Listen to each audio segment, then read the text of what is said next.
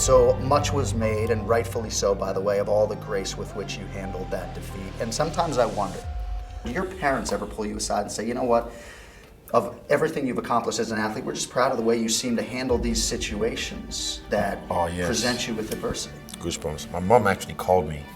She called me maybe, I think, a week after the fight. And she pretty much just told me, and this is one of the biggest compliments I ever got from my mom, about how I handled it made her feel okay and made her feel proud to be my mother, to see the way I stood up to everything and just like, it doesn't matter. If I'd won, I would be the same way. Just because I lost doesn't mean I'm gonna hide in the hole. So I stood the same way and I stood tall, 10 toes deep. And getting that call from her and her telling me how she felt, like for me as a son, was one of the biggest compliments I could have got from my mom. And even my friends and some of my people were like, I think everyone handled it worse than me. And seeing the way I handled it made them feel okay, like, oh, okay, he's good, he's good.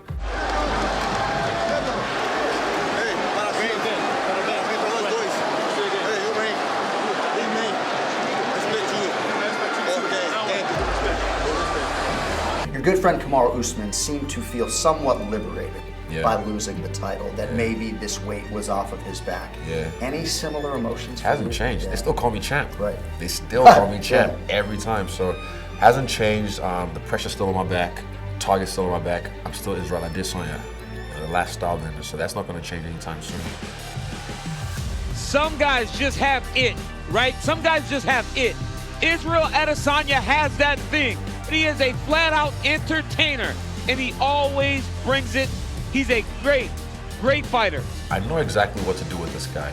If you watch me when I fight him every single time, I have him. I have him every single time till I don't. Right. So I know exactly what to do with this guy. You do seem largely unfazed, though, by the history of you sort of dominating until you're not. Whereas for a lot of guys, I think mentally, that would just be really hard to, that would be really hard to overcome. You seem largely unfazed by that reality. That's life. I said, like, I've handled losses in life in different facets.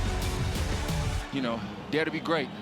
You know, the critics and the ones on the sidelines, boy, I'm the one putting it on the line.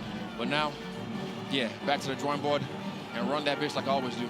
I guess also with me, just the work I've done on myself as a man, emotional work, you know, I feel like, I'm intelligent emotionally, so I know how to, like, use my emotions to my advantage. So in terms of your mixed martial arts legacy, a lot of people believe right now you can already lay claim to being the greatest middleweight of all time. But how much do you care about your legacy, and how much do you want to build upon it before you go to the major motion pictures?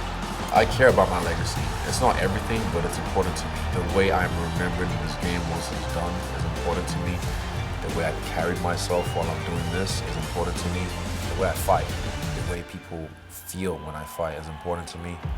He is, in my opinion, the most sophisticated striker we've ever seen in the sport. And he understands his legacy. What he wants to do is leave behind a lasting legacy. That is important to me, but it's not everything. Once this is done, I want to ride off into the sunset and do something else that's beautiful, whatever I want to do, because the world is my oyster. But right now, I'm 33, I feel fresh, I feel young, I feel like I'm still learning. That's the thing, I feel like I'm still learning, I'm excited. I love this shit, man.